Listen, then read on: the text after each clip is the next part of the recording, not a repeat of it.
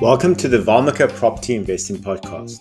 I'm JP, your host and the founder of Valmika Buyers Agency.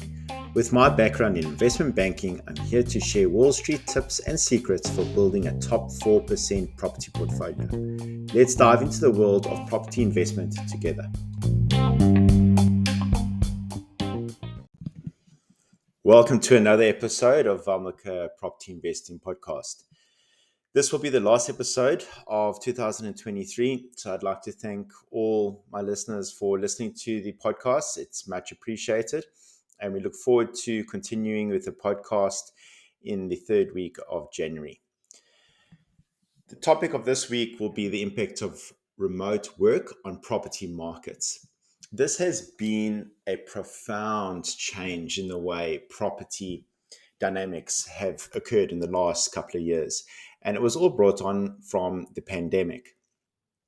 So as everyone recalls, when the pandemic hit, especially centers like Sydney and New York, so the economic hubs of the world, the dynamics of property changed. And this was all because people were getting into the routine of working from home. And it suited people in many ways. It suited them in the sense that they had a better quality of life, not having to commute for 2 hours on average a day. It was cheaper for them because they didn't have to spend money on transport costs. And inevitably, when you at the office, you would spend money on stuff like coffees and food.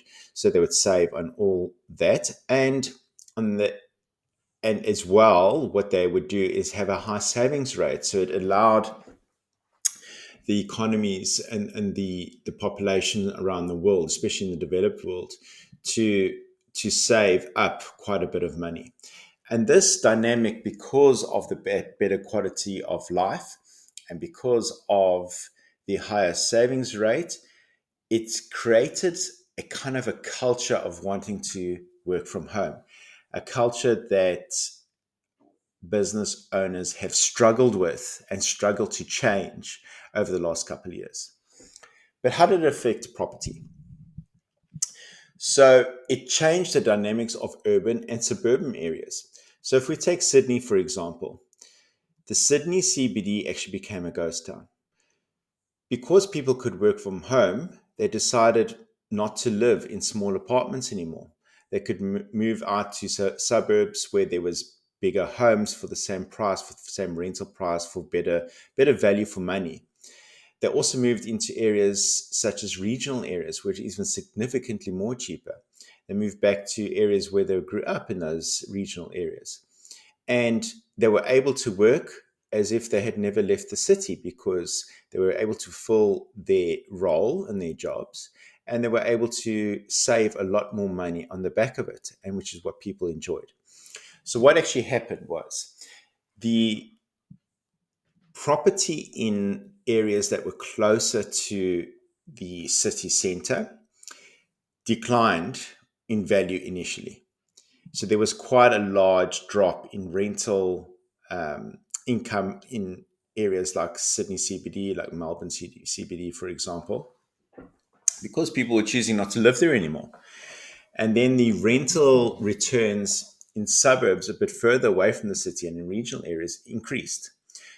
The value of property in regional areas increased as well because the demand increased for those properties.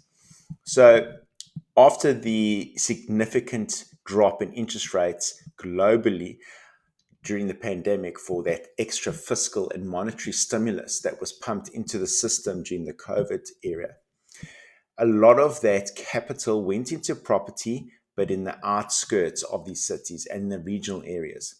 So even though there was growth closer to these regional areas because of such low interest rates and high demand for property because people could afford it, the growth rates were significantly higher in areas further away. And let's take an example in the Sydney region going out to Central Coast. Central Coast was always lagging the suburbs around Sydney and Sydney itself because it was just that too far away. That hour and a half to 2 hour train ride was just too much to be able to commute into the city every day. However, during the during the pandemic, the value of property in the Central Coast outpaced that of the suburbs around Sydney, and going as far out as Northern Beaches as well. Northern Beaches accelerated, but not as much as Central Coast, and it was purely because of that dynamic. And how did it? That was residential property, but how did it impact commercial property? Commercial property had even a bigger impact. Because there was this cheap funding that was going into property, a lot of it was not finding its way into commercial property. And the reason being is that in commercial properties, there's especially the categories such as the office spaces. People weren't utilizing office spaces because everyone was working from home. Therefore, the yields in commercial property were suffering on the back of it. Secondary, the retail sector. So all commercial property that had retail shops in it, they were struggling because there was no people going out for coffees anymore, to go into restaurants. So there was no demand for that commercial real estate. So they suffered negatively on the back of it, all on the back of those dynamics. But this was obviously something that was viewed to be short-term lived. But what happened since then? It created what we call the tech hubs and the remote-friendly cities around the world. It's not only people move to regional areas where it's cheaper, they actually move countries as well. So if they could earn salaries in US dollars or Australian dollars, why not live in the same time zones, like in areas of Asia, for example, where the cost of living was significantly cheaper, the cost of property significantly cheaper, yet you were earning US dollars. So it created that demand globally for remote-friendly cities, cheaper cost of living cities where it's still relatively safe to live, but your lifestyle increases significantly because the affordability to live a better life increased significantly. It also changed the way property dynamics evolved. So what I mean by that, property with home offices became more in demand.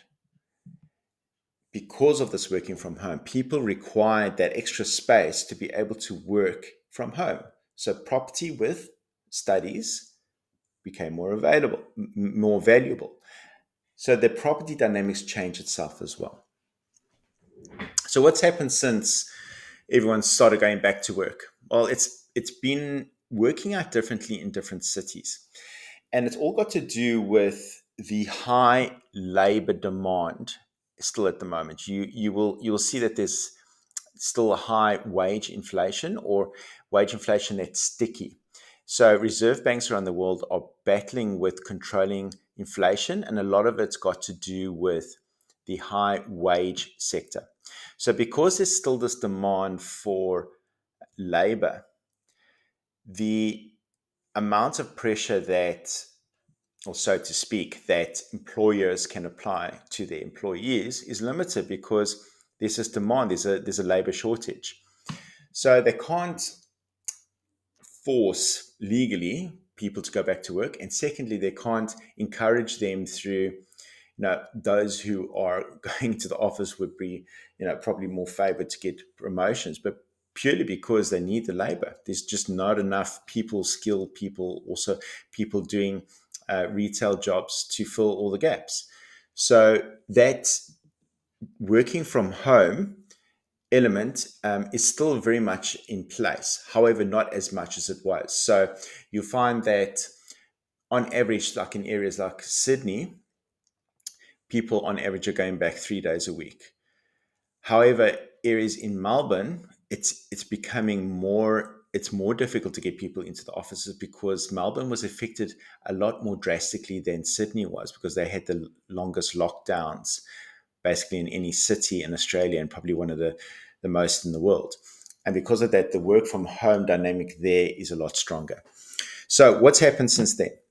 You've had interest rates that have gone up significantly.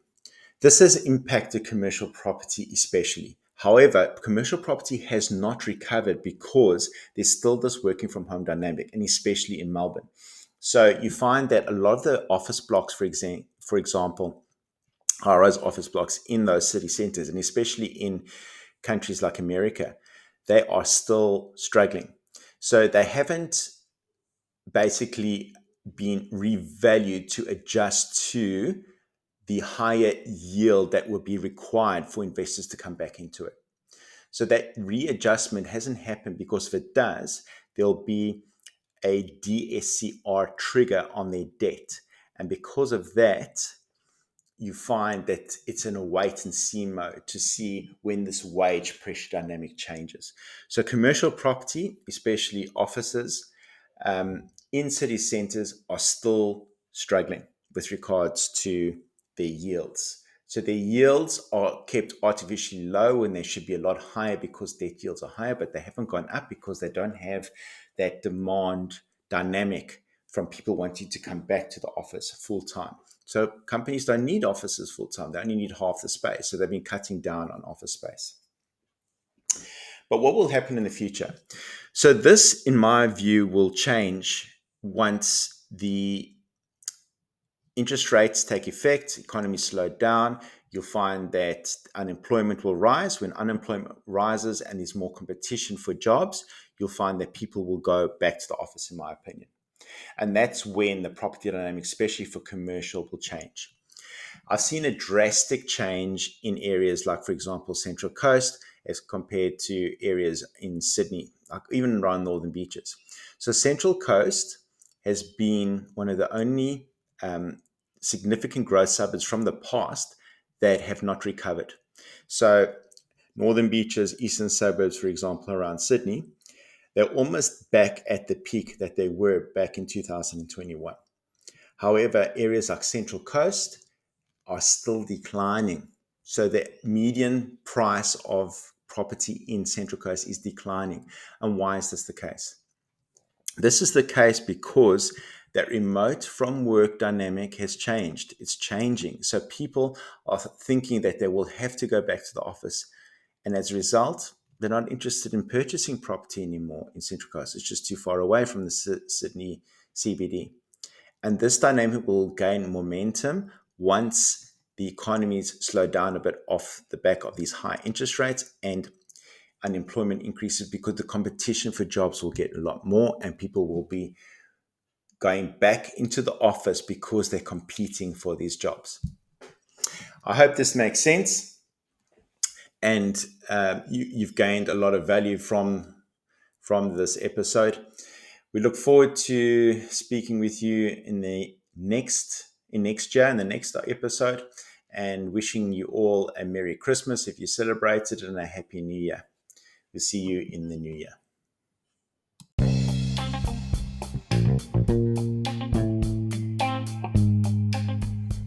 Thanks for tuning in to today's episode of the Valmika Property Investing Podcast. If you're interested in our services, please visit us at valmikaproperty.com. Remember, the content shared in this podcast is for entertainment purposes only. For personalized financial advice, always consult your trusted financial advisor or professional. See you in the next episode.